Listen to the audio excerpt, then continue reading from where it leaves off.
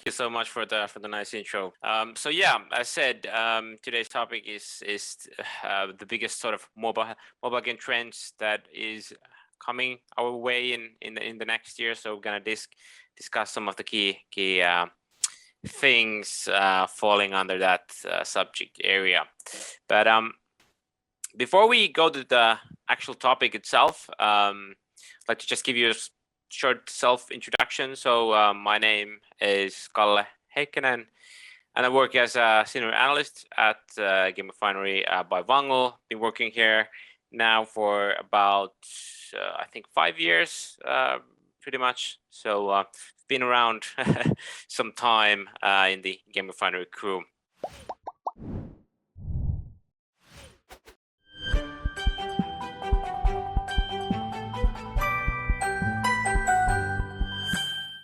But today's topic, let's get down to it. So I've broken this down into 3 different subsections. So first of all, we're going to be discussing events.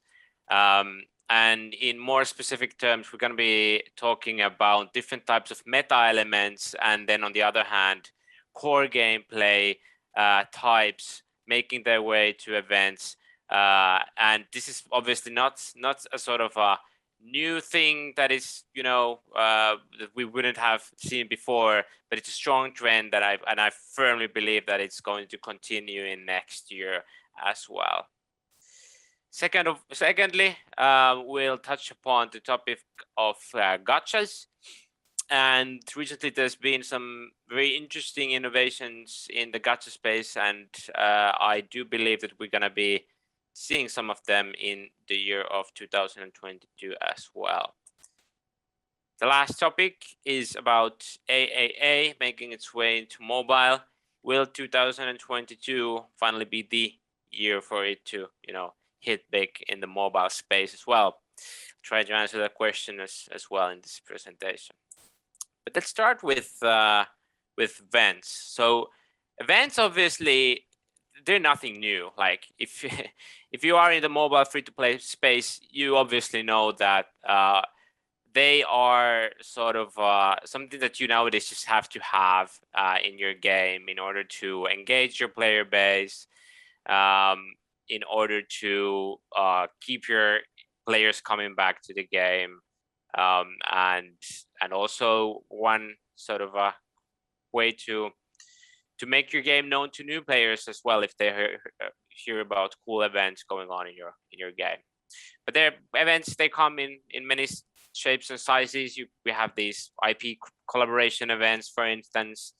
We have different types of looping events. We have anniversary events, competitive events, charity events, and so on and so on. So it's a lot of diversity in the event space for sure.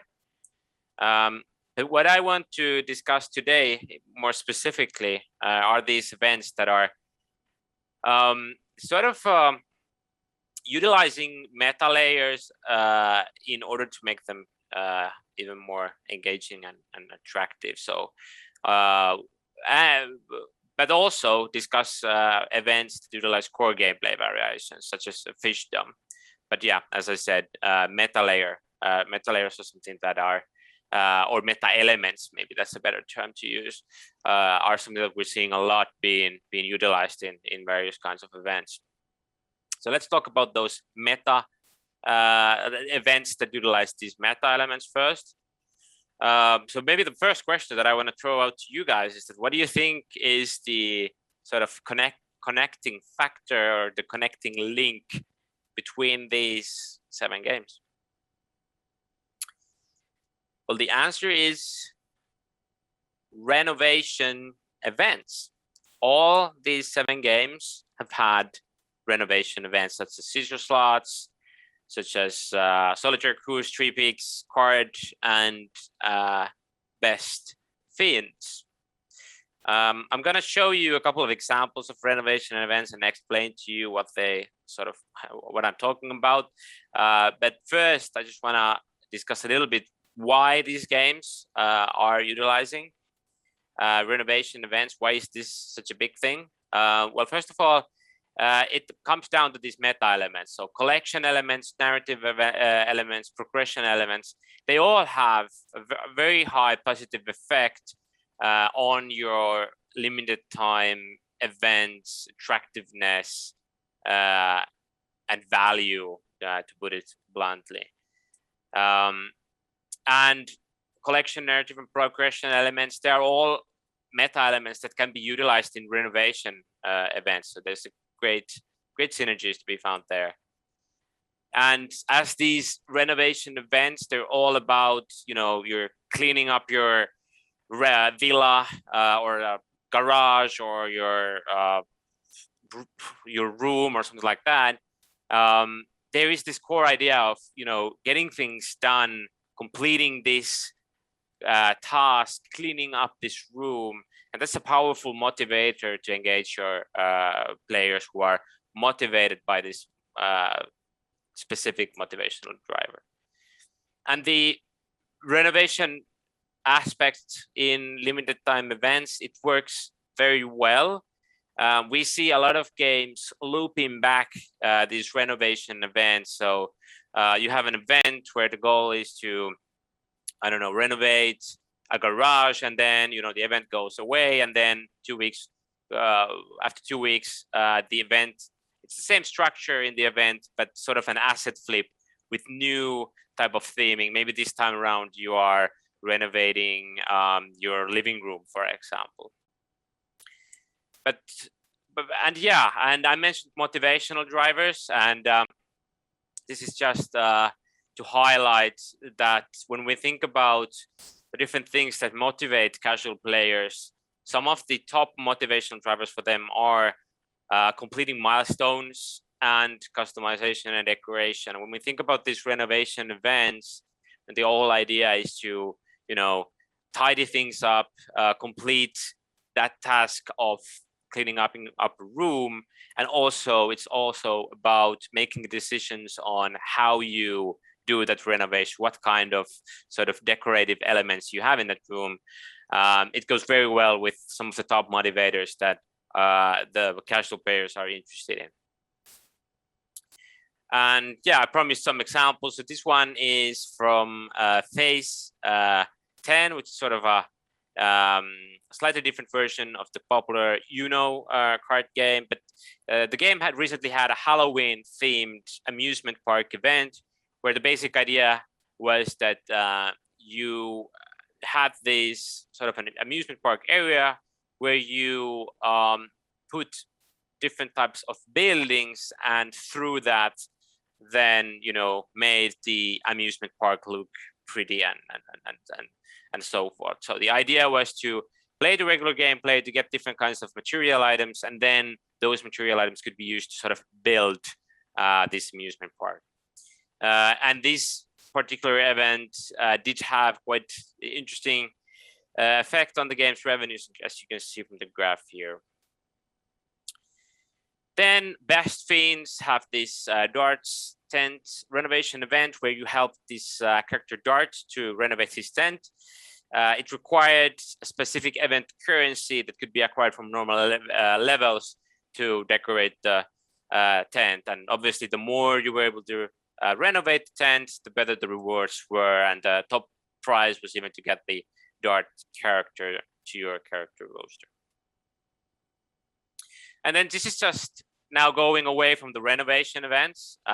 This is just another example of meta elements or like events with meta elements being big in games. So recently we've seen a lot of casino games adding different types of collection, event-based collection albums to their games, where the main idea has been to like you have a set amount of time to collect different kinds of collectibles to a specific album, and the more you are able to collect things to the album, the better the rewards are.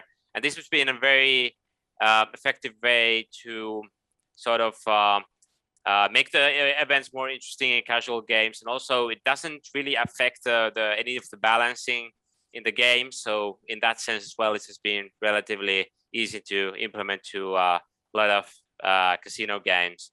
And as you can see from the graph here, This is depicting the popularity graph of collectibles albums in casino games. You can see from here that nowadays they are in more than 75% of the top performing casino games, and they have been, the popularity has been increasing quite significantly in the last 12 months. Then about the core gameplay aspects in events, that's also one thing we're seeing a lot being used in events. Fishdom is a great example. They have these mini games that have basically nothing to do with regular, core gameplay that you do in Fishdom, which Fishdom is a match-3 game, as we all know. But the mini games, they're not match-3. There's there's quite a lot of variety in their game mechanics. Some of them include you, for example, this one in the lower left corner has you as a player to sort of build bridges to the map that you can see here, and then making it possible for you to get across the map that you can see here. And other like wild sort of game mechanics have been been adding to events in Fishdom. It's been really interesting to follow that. Here's another example from AFK Arena. AFK Arena is an idle RPG where the core gameplay is an auto battle RPG, and then meta elements all revolve around upgrading your characters and so forth. So basic RPG stuff. But what makes this interesting is that they've had this looping event, which is based on match-3 gameplay. So we're talking about a very mid-core, not casual at all type of game, but then they have experimented with match-3 gameplay events, which has been very interesting to follow as well. So sort of the other way around with, for example, what the Fishdom has done. Then again, trying to answer the question why games are doing these things and what's the sort of the upside of it. Well, mixing up these interesting core gameplay types definitely adds variety to your game, as well as a big surprise element. If you're playing a match-3 game and suddenly there's a mini game event that has you, I don't know, playing a sort of a shoot 'em up game, that's definitely going to be a surprising thing in the game. You're not gonna expect that. There's great synergies with the event format because it allows you to experiment with different types of things. So if you see that the event is not working, the metrics are not good, it's just an event. You can scrap that and move on to other things. The mini games that you use, if you follow this format, it's possible to recycle them across your portfolio. If you happen to be in a position where you have multiple games in your portfolio, you can do what Playrix is doing, for example, with the Fishdom, and it's circulating the mini games in other games in their portfolio as well. And you can include other game features to these mini games. And we've seen energy systems if you want to monetize the session length, for example. We've seen competitive aspects such as leaderboards and multiple other features as well. All right, so that was the first thing. Let's move on to the second prediction that I have, which is that gachas will be redefined. They will evolve. Now, over the years, we've seen actually quite a lot of innovation already in gacha.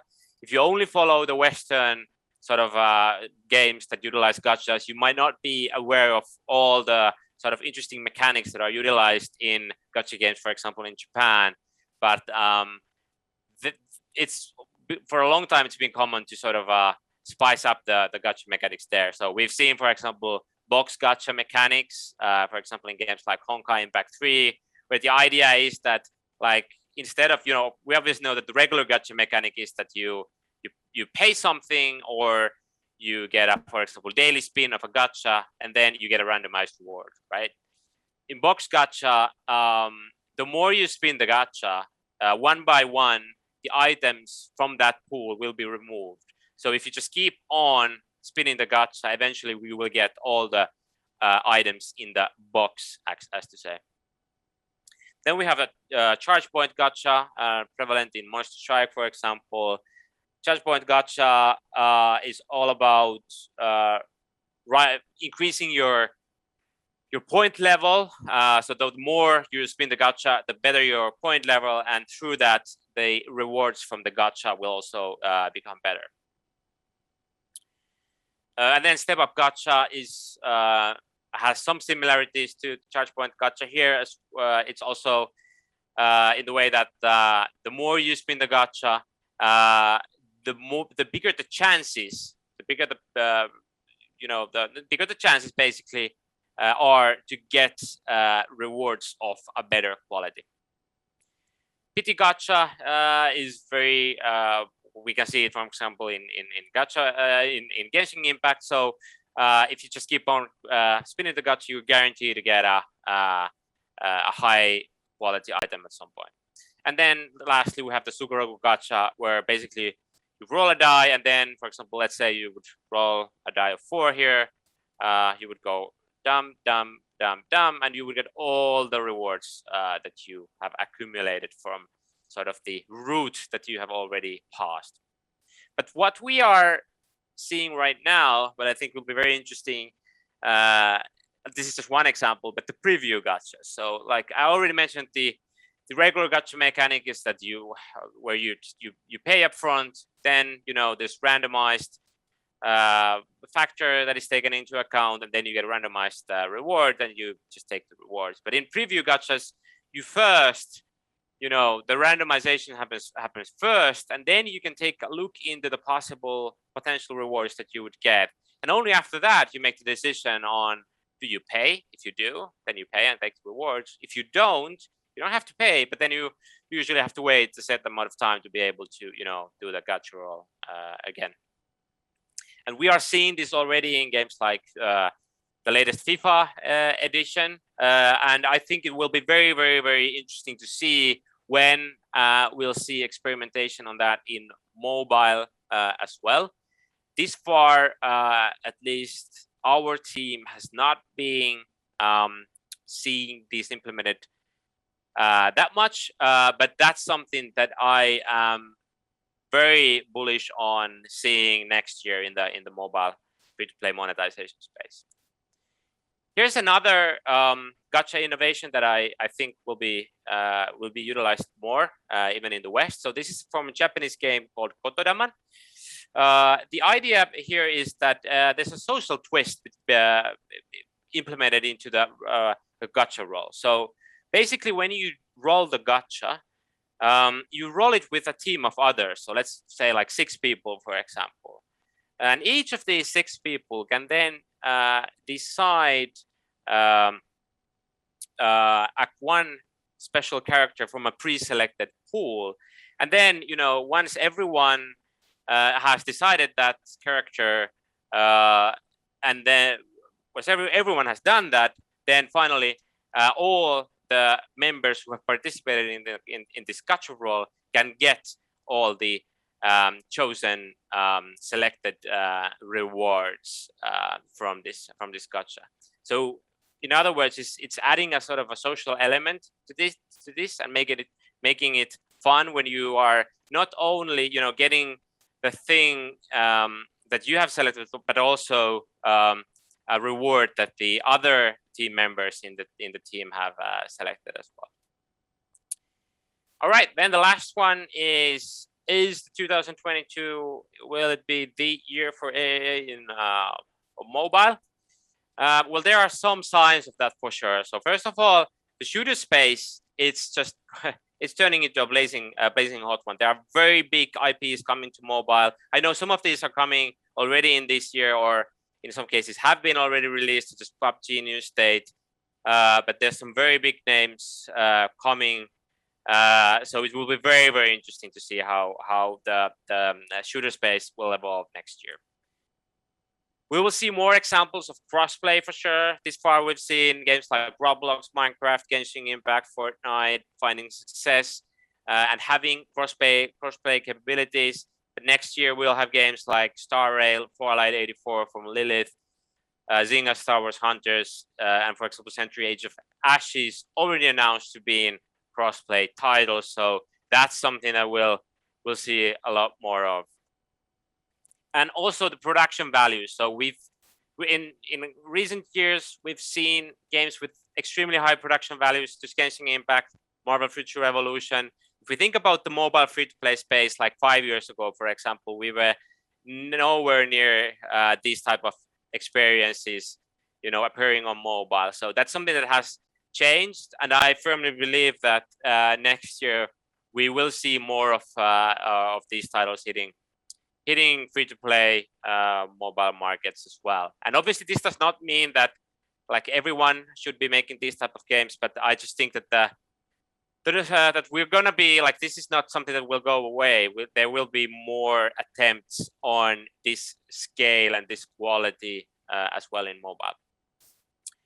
So yeah, just to wrap things up, as we mentioned, meta core gameplay experimentation in event design, that's going to be big.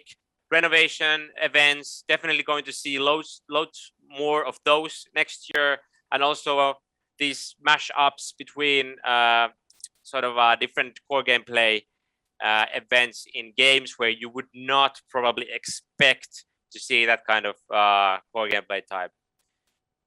New types of gachas will gain popularity. Preview and social gachas, watch out for those.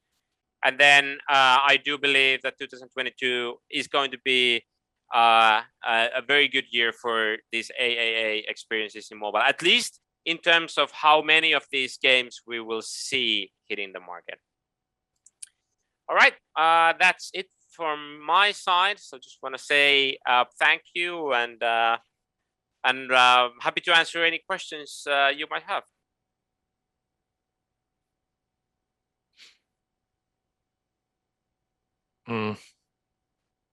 All right, I think we have a couple of questions, and I think we still have time for some questions. So the first one is,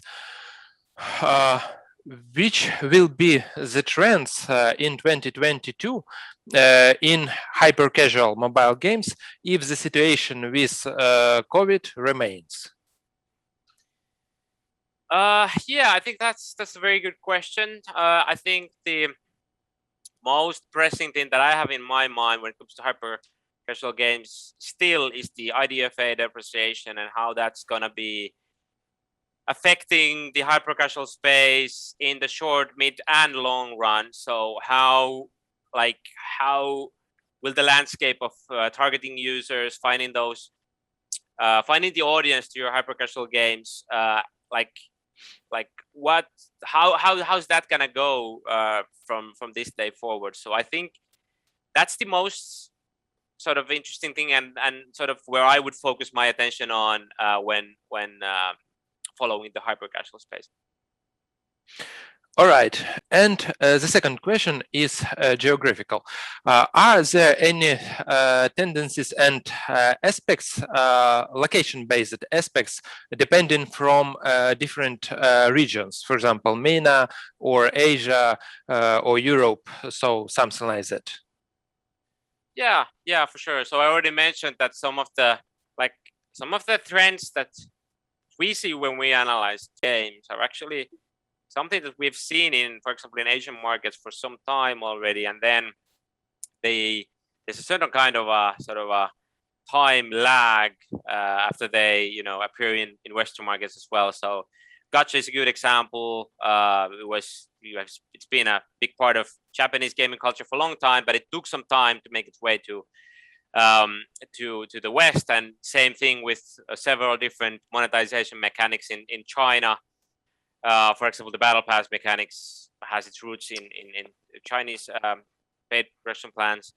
But like right now, yeah, I think I would just double down on, for example, the sort of the social gachas. That's something that we're seeing in Japan, and it will be interesting to see whether we will see those appearing in the West as well. So yeah, definitely, I would argue that there are regional differences, at least in terms of where do these new trends appear first.